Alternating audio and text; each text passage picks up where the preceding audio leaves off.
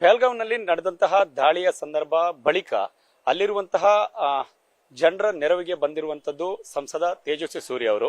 ಜೊತೆಗೆ ಕನ್ನಡಿಗರ ರಕ್ಷಣೆಯೂ ಕೂಡ ತಕ್ಷಣವೇ ಅದೇ ಪ್ರದೇಶದಲ್ಲಿ ಇದ್ದಂತಹ ಸಂದರ್ಭದಿಂದಾಗಿ ಅವರನ್ನ ಭೇಟಿಯಾಗುವಂತದ್ದು, ಜೊತೆಗೆ ಅವರ ನೆರವಿಗೆ ಧಾವಿಸುವಂತ ಎಲ್ಲ ಕೆಲಸವನ್ನ ತೇಜಸ್ವಿ ಸೂರ್ಯ ಅವರು ಮಾಡಿದ್ದಾರೆ. ಅಲ್ಲಿ ಯಾವ ರೀತಿಯಾದಂತಹ ಸ್ಥಿತಿಗತಿಗಳಿತ್ತು, ಇಡೀ ಸಂಪೂರ್ಣವಾಗಿ 2 ದಿನಗಳ ಕಾಲ ಅವರ ಜೊತೆ ಅವರು ಕಳೆದಿದ್ದಾರೆ, ಅವರು ಹೇಗೆ ಅದನ್ನ ಕಣ್ಣಾರೆ ಕಂಡಿದ್ದಾರೆ ಅನ್ನುವಂತ ನಾವನ್ನ ಕೇಳೋಣ. ಸರ್, ತಾವು ಕೂಡ ಘಟನೆ ನಡೆದಾಗ ಅದೇ ಪ್ರದೇಶದಲ್ಲಿ ಇದ್ರಿ. ತಾವು ಮಾಹಿತಿ ತಿಳಿದ ತಕ್ಷಣ ತಾವು ಪ್ರದೇಶಕ್ಕೆ ಹೋಗ್ತೀರಿ, ಕುಟುಂಬಸ್ಥರ ಜೊತೆ ತಾವು ಕೂಡ ಅವರಿಗೆ ಧೈರ್ಯ ತುಂಬುವಂತ ಕೆಲಸವನ್ನ ಮಾಡ್ತೀರಿ. ಅಲ್ಲಿನ ಸ್ಥಿತಿಗತಿಗಳನ್ನ ವಿವರಿಸೋದಾದ್ರೆ. ಬಹಳ ಚಿಂತಾಜನಕ ಸ್ಥಿತಿ ಇತ್ತು ಸರ್. ಈ ರೀತಿಯ ಟೆರರಿಸ್ಟ್ ಅಟ್ಯಾಕ್ ಕಾಶ್ಮೀರದ ಇತಿಹಾಸದಲ್ಲಿ ಎಂದೂ ಆಗಿರಲಿಲ್ಲ. ಅವರೆಂದು ಟೂರಿಸ್ಟ್ಗಳನ್ನ ಒಂದು ಅಟ್ಯಾಕ್ ಮಾಡಿರಲಿಲ್ಲ. ಬಹಳ ಬೇಸರದ ಸಂಗತಿ ಅಂತಂದ್ರೆ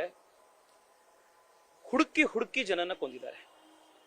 ಇವರು ಹಿಂದೂಗಳು ಹೆಸರು ಕೇಳಿ ಅವರನ್ನ ಶೂಟ್ ಮಾಡಿದ್ದಾರೆ. ಬಹಳ ಬೇಸರದ ಸಂಗತಿ. ಬಹಳ ಕನ್ಫ್ಯೂಷನ್ನು, ಕಮೋಷನ್ ಎನ್ನೆ ಇತ್ತು. ರಾಜ್ಯ ಸರ್ಕಾರ, ಕೇಂದ್ರ ಸರ್ಕಾರ ಎಲ್ಲರೂ ಸಹಾಯ ಮಾಡಿದ್ರಿಂದ ಇವತ್ತು ಎಲ್ಲ ಪಾರ್ಥಿವನ 3 ಜನರನ್ನ ಇವತ್ತು ಒಂದು ಚೆನ್ನೈಗೆ, ಇನ್ನು ಬೆಂಗಳೂರಿಗೆ ಈ ಫ್ಲೈಟ್ ನಲ್ಲಿ 2 ಶಿಫ್ಟ್ ಮಾಡುವಂತ ಕೆಲಸ ಆಗ್ತಾ ಇದೆ. ಇವತ್ತೇ ರಾತ್ರಿ ಬೆಂಗಳೂರಿನ ಬೆಂಗಳೂರಿಗೆ ಹೊರಡತ್ತೆ. ಇಲ್ಲಿಂದ ಸುಮಾರು 3:30-4 ಗಂಟೆಗೆ ಬೆಂಗಳೂರು ತಲುಪ್ತೀವಿ. 11 ಜನ ಕುಟುಂಬಸ್ಥರು ಇಲ್ಲಿದ್ದಾರೆ. ಮಂಜುನಾಥ್ ಅವರ ಪಾರ್ಥಿವ, ಭರತ್ ಭೂಷಣ್ ಅವರ ಪಾರ್ಥಿವ, ಮಧುಸೂದನ್ ರಾವ್ ಅವರದ್ದು ಈಗಾಗಲೇ ಚೆನ್ನೈಗೆ ತೆಗೆದುಕೊಂಡು ಹೋಗಿದ್ದಾರೆ. ಚಿಕ್ಕ ಮಕ್ಕಳು, 4 ವರ್ಷದ ಒಂದು ಮಗು ಇದೆ. ಈಗ ತಾನೇ PUC ಮುಗಿಸಿರುವಂತ ಮಗ ಇದ್ದಾನೆ. ವಯಸ್ಸಾದಂತ ತಂದೆ ತಾಯಿಗಳಿದ್ದಾರೆ. ಇಂಥವ್ರ ಮೇಲೆ ಯುದ್ಧ ಮಾಡಿರುವಂತದ್ದು ನಾವು ನೋಡಿದೀವಿ.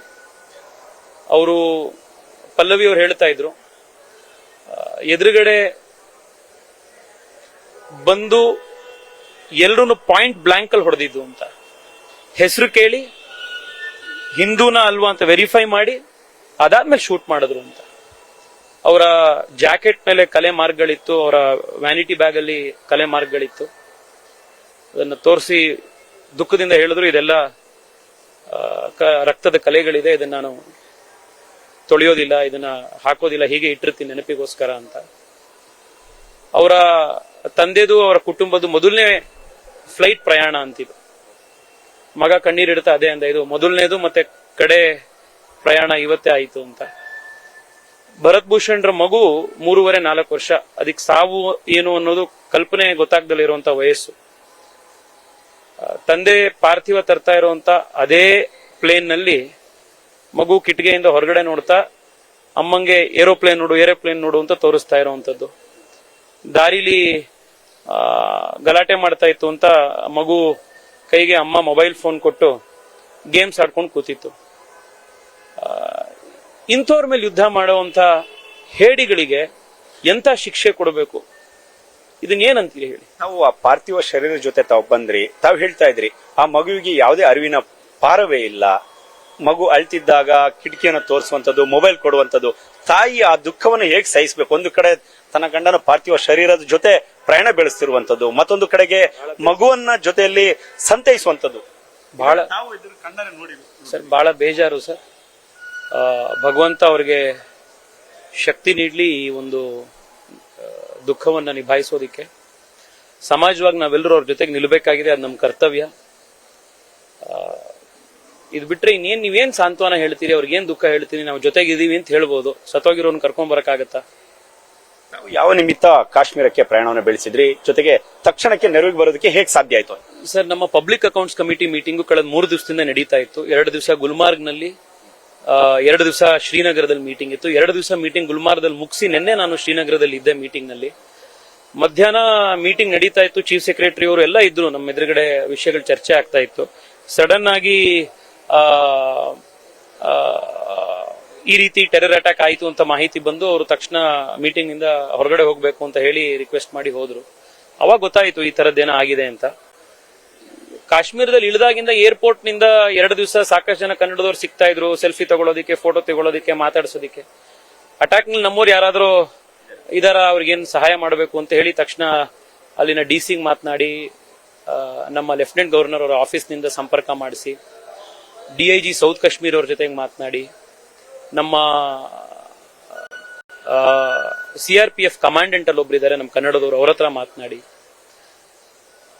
ನಮ್ಮ ಶ್ರೀನಗರದ DC ಮದುವೆ ಆಗಿರೋದು ನಮ್ಮ ಬೆಳಗಾಂನ ಒಬ್ರು ವ್ಯಕ್ತಿಯನ್ನ, ಅವ್ರಿಗೂ ಕೂಡ ಕರ್ನಾಟಕದ ಇದೆಲ್ಲ ಸಂಬಂಧಗಳಿತ್ತು. ಇದನ್ನೆಲ್ಲ ಬಳಸಿ ಇಲ್ಲಿ ನಮ್ಮ ಚನ್ನಬಸಪ್ಪನವರು ಪಾಪ ಶಿವಮೊಗ್ಗದಿಂದ ಫೋನ್ ಮಾಡಿ ಪಲ್ಲವಿ ಅವರ ಫೋನ್ ನಂಬರ್ ಕೊಟ್ಟು ಅವರಲ್ಲಿ ಇದಾರೆ ಅಂತ ಹೇಳಿ ತಿಳಿಸ್ತಾ ಇದ್ರು. ನಮ್ಮ ಮತ್ತಿಕೆರೆಯಿಂದ ನಮ್ಮ ಕಾರ್ಯಕರ್ತರುಗಳೆಲ್ಲ ಫೋನ್ ಮಾಡಿ ಭರತ್ ಭೂಷಣ್ ಅವರ ಫ್ಯಾಮಿಲಿ ಇದೆಲ್ಲ ನಾವು ಸಂಪರ್ಕ ಮಾಡಿಕೊಟ್ರು. ರಾತ್ರಿ ಸುಮಾರು 10:30-11 ಗಂಟೆ ಅಷ್ಟೊತ್ತಿಗೆ ನಮ್ಮ ಕರ್ನಾಟಕದ ಅಧಿಕಾರಿಗಳು ಚೇತನ್ ಅವರನ್ನು ಯಾರು ರಾಜ್ಯ ಸರ್ಕಾರ ಕಳಿಸಿದ್ರು ಅವ್ರನ್ನೆಲ್ಲ ಸಂಪರ್ಕ ಮಾಡಿ ಟೈಅಪ್ ಆಯಿತು. ಪಾಪ ಚೇತನ್ ಅವರು ಬಹಳ ಒಳ್ಳೆ ಕೆಲಸ ಮಾಡಿದ್ದಾರೆ, ಕುಟುಂಬಕ್ಕೆ ಸಾಂತ್ವನ ಹೇಳಿ ಜೊತೆಗಿದ್ದು. ಸಂತೋಷ್ ಲಾಡ್ ಅವರು ಕೂಡ ಪಾಪ ನೆನ್ನೆ ರಾತ್ರಿ ಬಂದು ಅವರು ಕೂಡ ಕುಟುಂಬದ ಜೊತೆಗಿದ್ರು.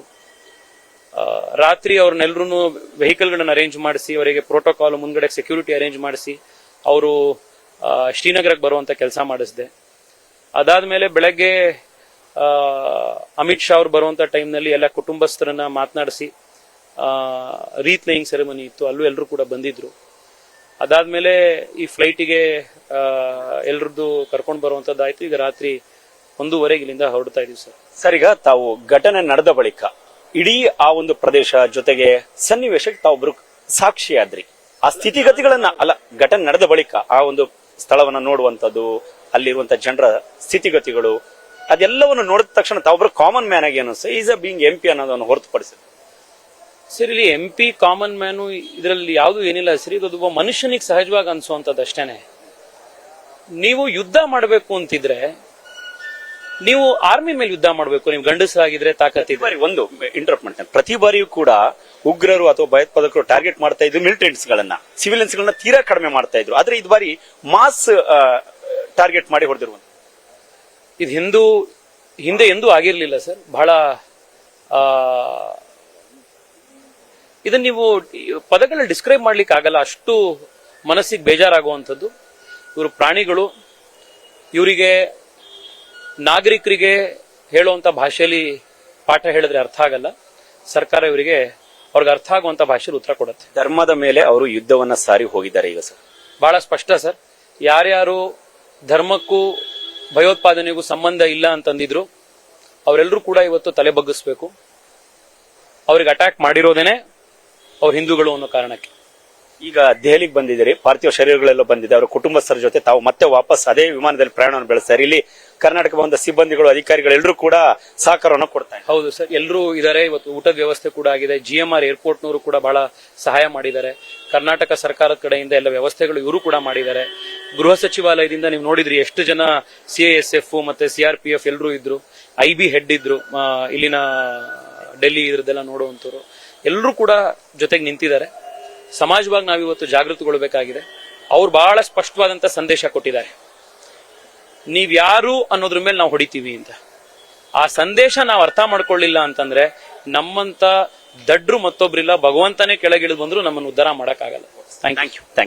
ಇದಿಷ್ಟು ಸಂಸದರಾದಂತಹ ತೇಜಸ್ವಿ ಸೂರ್ಯ ಅವರ ಮಾತುಗಳು.